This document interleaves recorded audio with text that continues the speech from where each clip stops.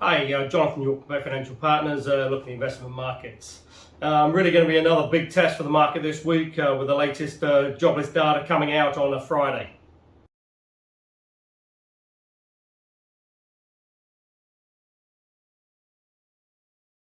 Now, certainly the market got a little bit of a sort of inkling on what it was going to be because the private sort of sector jobs coming out yesterday was quite a strong number, and that took interest rates up a little bit. The 10 years now well above that sort of 1.5%.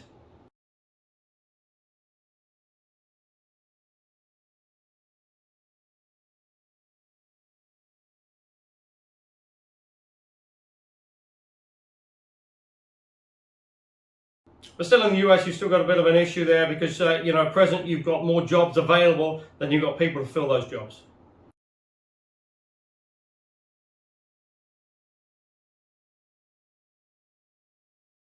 But also as well, obviously, you're still getting the sort of COVID implications out there and starting to creep through now into many sort of jobs and sort of workplaces is no jab, no job.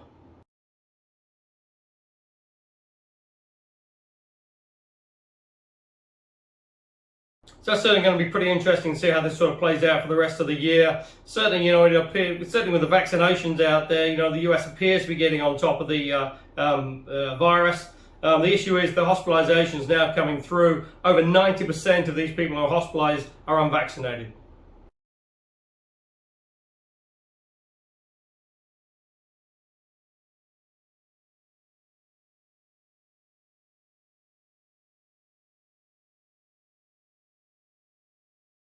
Now, running alongside that, you've still got the usual shenanigans taking place in Congress with the Republicans seem to be playing hardball on the debt ceiling. It looks like they're going to come up with a short-term sort of fix. But again, there's just sort of too much tit for tat out there. And, really, despite what the Republicans say, working for the good of the country, it appears they're sort of pushing their own agenda and not really looking to sort of get the country running.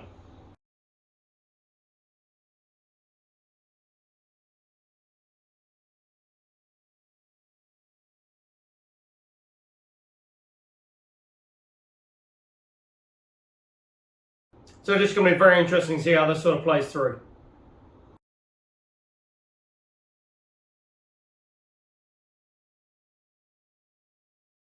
Because potentially you could have the situation where the federal government grinds to a standstill again in sort of 2 to 3 weeks' time.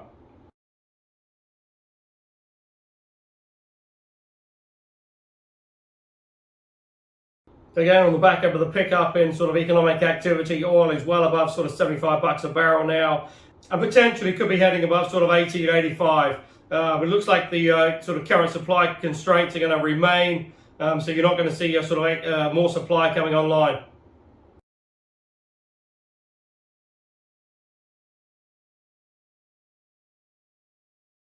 Now, potentially that has some implications, obviously, as the Northern Hemisphere goes into its winter months.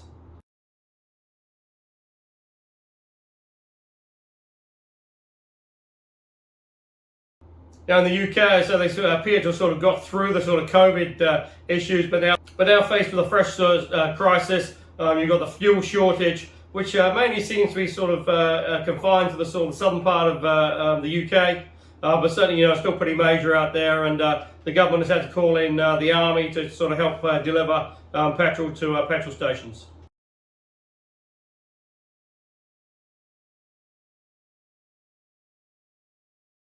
But on top of that, you've still got a major shortage of lorry drivers out there, and there are some sort of shortages now sort of developing with sort of food and other supplies.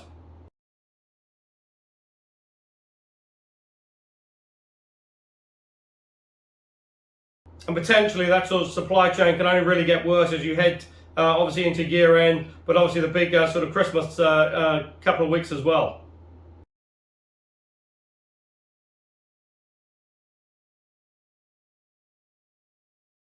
And then on top of that, the sort of southern part of England and most noticeably London was hit with some pretty major flooding as well.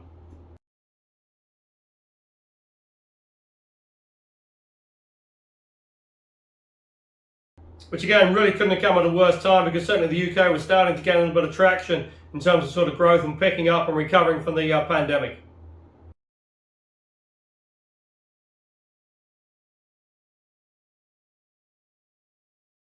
Europe, the sort of major story really has been the German elections. Potentially you could have a socialist-led government now in Germany.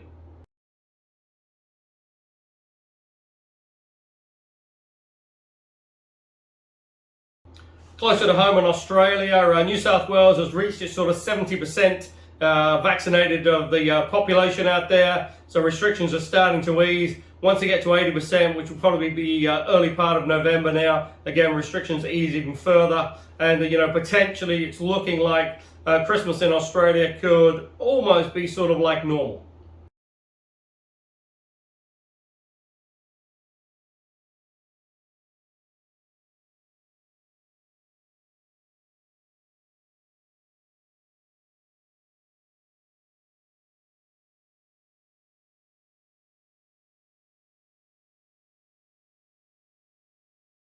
Which is pretty major considering, only sort of 2 to 3 weeks ago, hospitalizations were rising, cases were rising. But you've seen a steady decline now as those vaccination rates have sort of been pushed and, really started to hit home and getting people vaccinated.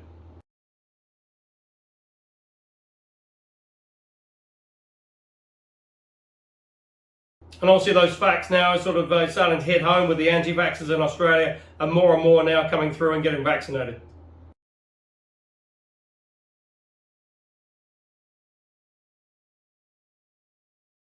And as you do see that, obviously you're starting to see economic activity picking up, and potentially going into sort of fourth quarter now. Australia really could start to ramp up and, looks pretty reasonable over the next sort of 6 to 9 months.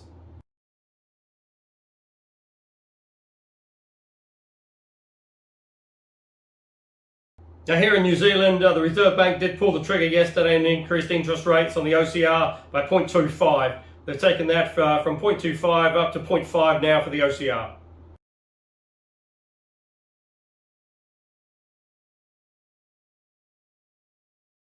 And that rate increase was the first rate increase in 7 years.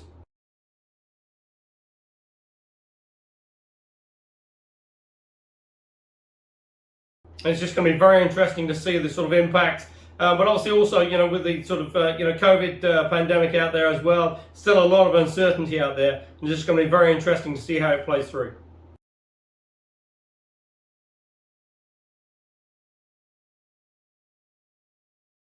Now that obviously has implications out there for mortgage rates. One of the biggest banks there put up his mortgage rate on floating by 0.15 straight away.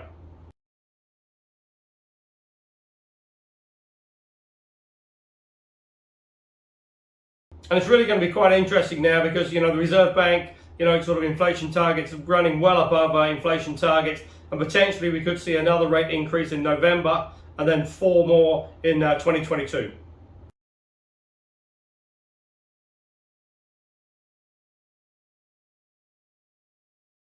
Now, if that was the case, that would take the OCR to around sort of 1.75 by the end of 2022, and potentially that could put another sort of 1.5% on interest rates for mortgages. Now, if that's the case, obviously that takes a lot of disposable income out of the economy that could be spent to sort of push the economy through.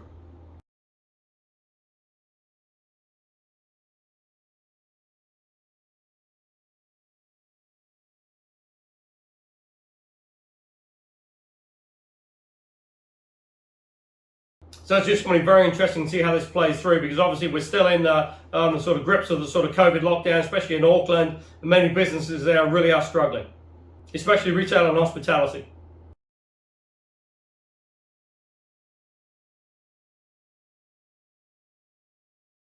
And with vaccination rates still nowhere near where they need to be to sort of see those levels reduced further, those restrictions reduced further, just going to be very interesting as we head into sort of, year end, but obviously as well the big sort of Christmas period.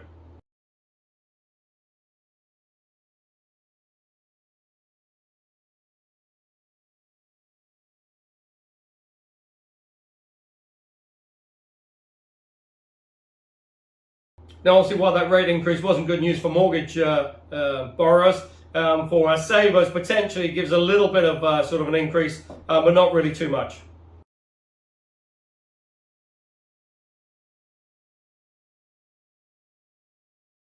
So if it is still pretty tough out there for income investors, there are alternatives available, and go to the website www.bayfinancialpartners.co.nz for lots of interesting articles, and we look forward to speaking to you soon.